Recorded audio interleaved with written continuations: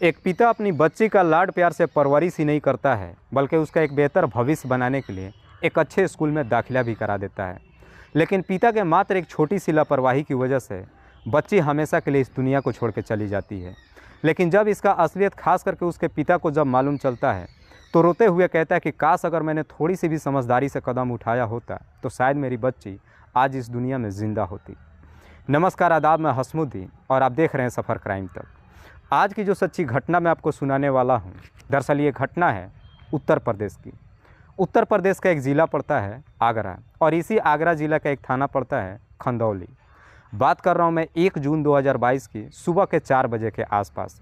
इसी खंदौली थाने में posted 2 constable, जिसमें से एक का नाम है केडी बाबू और दूसरे का नाम है अंकित चौधरी, सुबह के 4 बजे के आसपास अपना ड्यूटी करके घर वापस आ रहे थे कि देखते हैं कि आगरा जलेसर मार्ग के सड़क किनारे झाड़ियों में एक डेड बॉडी जल रहा था। दोनों तुरंत अपने बाइक को रोक करके घटनास्थल पर पहुंचते हैं तो देखते हैं कि दरअसल उस डेड बॉडी को अभी अभी जलाया गया था। उसे देख करके दोनों को थोड़ा सा अटपटा लगता है, इसीलिए तुरंत ही इस बात की जानकारी अपने सीनियर आनंदवीर सिंह को दे देते हैं। आनंदवीर सिंह भी फुर्ती दिखाते हुए अपने टीम के साथ एक कंबल लेकर के घटनास्थल पर पहुंचते हैं और उसी कंबल के माध्यम से आग पर काबू पा लेते हैं।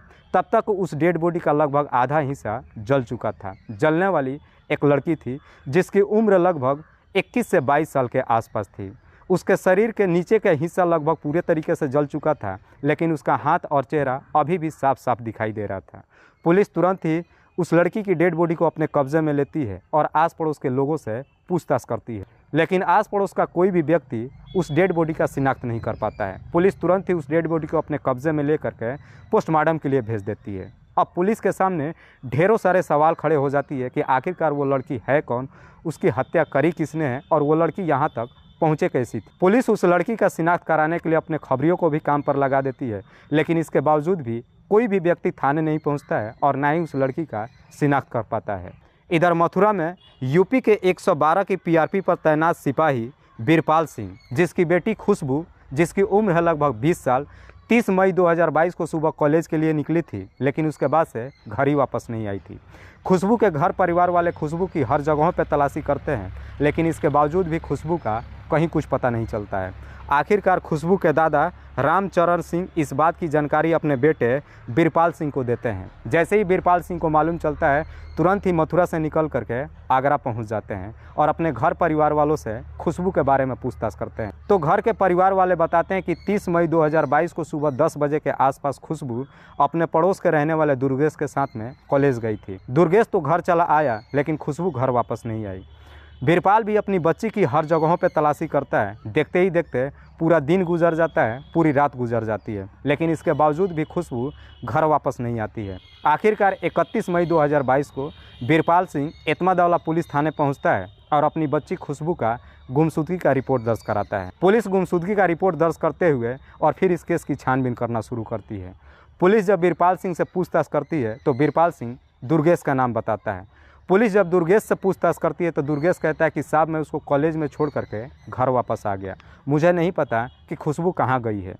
आखिरकार पुलिस इस केस की छानबीन करने के लिए सबसे पहले खुशबू का मोबाइल नंबर मांगती है और उसके मोबाइल नंबर का सीडीआर निकालती है और साथ ही साथ खुशबू का आखिरी लोकेशन भी ट्रेस करती है। तो पता चलता है कि 30 मई 2022 को खुशबू का आखिरी लोकेशन भवानी कॉलोनी के 10 बजे के आसपास दिखाता है। पुलिस अपने टीम को लेकर के भवानी कॉलोनी में जाती है और वहाँ भी आस पड़ोस में खुशबू की हर जगहों पे तलाशी करती है, लेकिन इसके बावजूद भी खुशबू का कहीं कुछ पता नहीं चलता है। तभी रात्रि के 10 बजे के आसपास बीरपाल सिंह को मालूम चलता है कि खंदौली थाने में पुलिस वालों को एक अधजली डेड बॉडी मिला है, जिसकी उम्र लगभग 20 से 21 साल के आसपास है।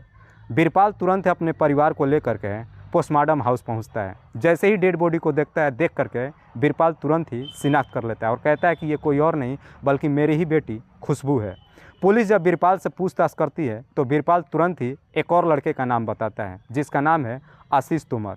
बीरपाल कहता है कि आशीष तोमर हमारे ही इलाके का रहने वाला है, जिसकी उम्र लगभग 22 साल है। आशीष मेरी बेटी खुशबू को पिछले कई महीनों से परेशान कर रहा था। आखिरकार बीरपाल के ही तहरीर पर पुलिस धारा 302 के तहत मुकदमा दर्ज करती है और फिर इस केस की छानबीन करना शुरू करती है। पुलिस जब खुशबू के मोबाइल का सीडीआर चेक करती है तो पता चलता है कि 30 मई 2022 को आखिरी बार खुशबू ने आशीष से ही बात की थी। आखिरकार इसी शक के आधार पर पुलिस तुरंत ही आशीष को अपने कस्टडी में लेकर के थाने पहुंच जाती है और आशीष के सामने सारी डिटेल्स रख करके सख्ती से पूछताछ करना शुरू करती है। आशीष के सामने भी अब कोई रास्ता नहीं बचता है और तुरंत ही अपनी सच्चाई कबूल कर लेता है। आशीष जो कि बीरपाल के ही कॉलोनी का रहने वाला है। आशीष के पिता का नाम मुकेश तोमर और माँ का नाम सुनीता देवी। आशीष अपने माता पिता का इकलौता संतान है। बीरपाल दरअसल इस आगरा का रहने वाला नहीं है बल्कि एटा का रहने वाला है। खुशबू की 8वीं तक की पढ़ाई एटा से ही होती है, लेकिन 8वीं तक की जब पढ़ाई होती है, जैसे ही बीरपाल का ट्रांसफ़र आगरा में हो जाता है, बीरपाल अपने परिवार को लेकर के आगरा में पहुंच जाता है और फिर खुशबू की 8वीं की बाद की पढ़ाई इसी आगरा से एक सरकारी स्कूल से होती है। खुशबू जिस स्कूल में पढ़ती है उसी स्कूल में आशीष भी पढ़ाई करता है और इसी स्कूल के दौरान खुशबू और आशीष की मुलाकात होती है। जब दोनों में मुलाकात होती है, दोनों में पहले दोस्ती होती है और बहुत जल्द ही ये दोस्ती प्यार में भी बदल जाता है। दोनों के बीच में लव अफेयर शुरू होता है।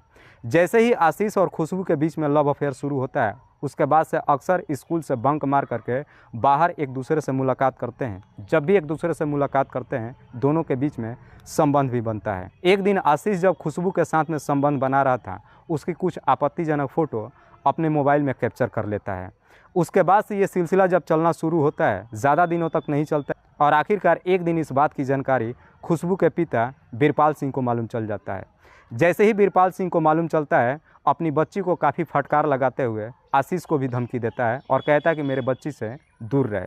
लेकिन इसके बावजूद भी आशीष के ऊपर कोई फ़र्क नहीं पड़ता है। इसके बावजूद भी अक्सर खुशबू से मुलाकात करता है, लेकिन जब भी मुलाकात करता है फिर पहले के जैसे दोनों में संबंध बनता है। लेकिन दोबारा जब ये सिलसिला चलना शुरू होता है, इस बात की जानकारी फिर से बीरपाल सिंह को मालूम चल जाता है। इसीलिए बीरपाल सिंह अब अपनी बच्ची खुशबू के साथ में मार पिटाई करता है और अपनी बच्ची को धमकी देते हुए कहता है कि अगर तूने आशीष का संगत नहीं छोड़ा तो मैं तेरी पढ़ाई रुकवा दूंगा।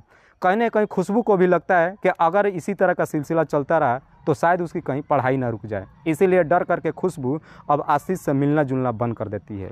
जब मिलना जुलना बंद हो जाता है तो आशीष को भी लगता है कि शायद खुशबू अपने पिता के डर से उससे मुलाकात नहीं कर रही है। आशीष अपनी तमाम कोशिश कर लेता है, लेकिन खुशबू उससे मुलाकात नहीं करती है। इसीलिए एक दिन गुस्से में आकर के आशीष उस आपत्तिजनक फ़ोटो को लेकर के सोशल मीडिया पे डाल देता है। जैसे ही सोशल मीडिया पे डालता है, इस बात की जानकारी खुशबू के पिता बीरपाल सिंह को मालूम चलता है। तुरंत ही आशीष के ऊपर एक थाने में नोटिस दे देता है और आशीष को थाने में भेज देता है। लेकिन जैसे ही आशीष थाने में जाता है, अपनी गलतियों का माफ़ी मांगने लगता है। बीरपाल सिंह से कहता है कि मैं आपसे वादा करता हूं कि आइंदा से कभी भी खुशबू का नाम तक भी नहीं लूँगा। आखिरकार कहीं ना कहीं बीरपाल भी आशीष पे तरस खा जाता है और उस केस को रफा दफा कर देता है। आशीष भी जेल से छूट करके अपने घर चला जाता है और उसके बाद से आशीष और खुशबू का कभी मुलाकात तो नहीं होता है, लेकिन अक्सर आशीष खुशबू के नंबर पर फ़ोन करता है, उससे बातचीत करते रहता है। सिलसिला जब यूं ही चलना शुरू होता है कि एक दिन आशीष के माता पिता पूजा करने के लिए एक दिन के लिए घर से बाहर चले जाते हैं। जैसे ही एक दिन के लिए घर से बाहर चले जाते हैं, आशीष को मौका मिल जाता है और तुरंत ही खुशबू के नंबर पर फ़ोन करता है और उसे अपने घर पे ही मिलने के लिए बुलाता है। जैसे ही खुशबू के नंबर पर फ़ोन करता है, उस वक्त खुशबू भी अपने कॉलेज में पहुंचती है कुछ किताबें लेने के लिए। जैसे ही खुशबू को कॉलेज में छोड़ करके दुर्गेश घर वापस आता है, खुशबू के पास भी मौका मिल जाता है और खुशबू भी इस मौके को नहीं गंवाती है और आशीष से मिलने के लिए उसके घर पे चली जाती है। जैसे ही खुशबू आशीष के घर पे जाती है, आशीष देख करके उसे काफ़ी खुश होता है। दोनों दिन भर का वक्त अपने घर में ही बिताते हैं। आशीष और खुशबू के बीच में संबंध भी बनता है। लेकिन जैसे ही 4 बजे का वक्त होता है, खुशबू आशीष से कहती है कि मुझे घर जाना होगा, वरना मेरे घर वाले परेशान हो जाएंगे और कहीं ढूंढते हुए यहाँ तक ना आ जाए। तो इस पर आशीष कहता है कि अगर तुम चली जाओगी तो मैं फिर से तुम्हारे बगैर रह नहीं पाऊँगा, बेहतर है कि तुम मुझसे शादी कर लो। इस पर खुशबू कहती है कि मैं तुमसे बेइंतहा मोहब्बत करती हूँ, लेकिन तुम बेहतर तरीके से जानते हो कि शादी का मंजूरी मेरे पिता कभी नहीं देंगे और अगर हमने भाग करके शादी भी कर लिया तो हम कभी भी खुशहाल तरीके से रह नहीं पाएंगे। इसी बात को लेकर के दोनों में अनबन होती है। आशीष शादी से पीछे हटता ही नहीं है और खुशबू शादी करने के लिए कभी तैयारी नहीं होती है। आखिरकार बातों बातों में आशीष इतना काफ़ी गुस्से में आ जाता है कि तुरंत ही खुशबू के चुन्नी को उसके गले में लपेट करके तब तक खींचता है जब तक खुशबू की सांसें न रुक जाती है। जैसे ही खुशबू इस दुनिया को छोड़ के चली जाती है, तब आशीष को समझ में आता है कि आशीष ने बहुत बड़ा कदम उठा लिया है। अब आशीष को समझ में नहीं आता है कि खुशबू का डेड बॉडी को ठिकाने कहाँ पे लगा है। आखिरकार खुशबू के डेड बॉडी को अपने ही घर में पलंग के नीचे छुपा करके और पूरी रात उसके डेड बॉडी के साथ में बैठे और रात गुजारता है। अगली सुबह आशीष के पिता और माता दोनों घर पे आ जाते हैं, लेकिन जैसे ही आशीष के पिता मुकेश घर में एंट्री करते हैं, अजीब सी दुर्गंध उनके नाकों तक पहुंचती है। जैसे ही दुर्गंध मिलता है, आशीष के पिता आशीष से पूछताछ करते हैं। इस पर आशीष कुछ ठीक से जवाब नहीं देता है। कहीं ना कहीं आशीष के पिता को भी शक चला जाता है और अपनी घर की तलाशी लेना शुरू करते हैं। तो देखते हैं कि दरअसल खुशबू का डेड बॉडी पलंग के नीचे पड़ा हुआ है। जैसे ही इस तरह का नज़ारा आशीष के पिता मुकेश देखते हैं, उनके पैरों तले ज़मीन खिसक जाती है। आशीष अपनी पूरी कहानी अपने पिता मुकेश से बताता है। यहाँ पे मुकेश भी एक गलती कर देता है। अपने बच्चे को बचाने के लिए खुशबू की डेड बॉडी को ठिकाने लगाने का तरकीब बनाने लगता है और फिर उसी रात को ही लगभग 2 बजे के आसपास खुशबू के डेड बॉडी को एक चादर में लपेटता है। खुद आशीष लेकर के उसके डेड बॉडी को बाइक पे पीछे बैठता है और आशीष के पिता बाइक चलाते हैं और फिर खुशबू के डेड बॉडी को लेकर के इसी आगरा जलेसर मार्ग के सड़क किनारे झाड़ियों में लेकर के जाते हैं और उसके डेड बॉडी पे गाड़ी से पेट्रोल निकाल करके उस पर छिड़क करके आग लगा देते हैं और फिर वहाँ से दोनों घर वापस आ जाते हैं। लेकिन 30 मई 2022 को खुशबू जब इस दुनिया को छोड़ के जा चुकी थी, आशीष अपने आप को बचाने के लिए खुशबू के मोबाइल को लेकर के इसी भवानी कॉलोनी में जाता है। इधर उधर पूरी रात के लगभग 10 बजे के आसपास घूमता है और इसी भवानी कॉलोनी में उसके मोबाइल को स्विच ऑफ करके घर वापस चला आता है।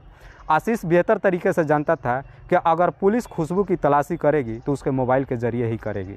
आशीष ने अपनी पूरी प्लानिंग तो बना लिया था, लेकिन इसके बावजूद भी पुलिस वालों से बच नहीं सका। आखिरकार आशीष जब यह पूरी कहानी पुलिस वालों को बताता है तो आशीष के ही तहरीर पे पुलिस तुरंत ही आशीष के पिता मुकेश को भी अपने कस्टडी में लेकर आती है। फिलहाल पुलिस ने आशीष और उसके पिता मुकेश दोनों को अपने कस्टडी में लेकर इन दोनों पे गंभीर धारा में मुकदमा दर्ज करके जेल भेज दिया है। दोस्तों, इस कहानी को सुनाने का उद्देश्य मुझे किसी को परेशान नहीं करना है, किसी को तकलीफ़ नहीं पहुँचाना है।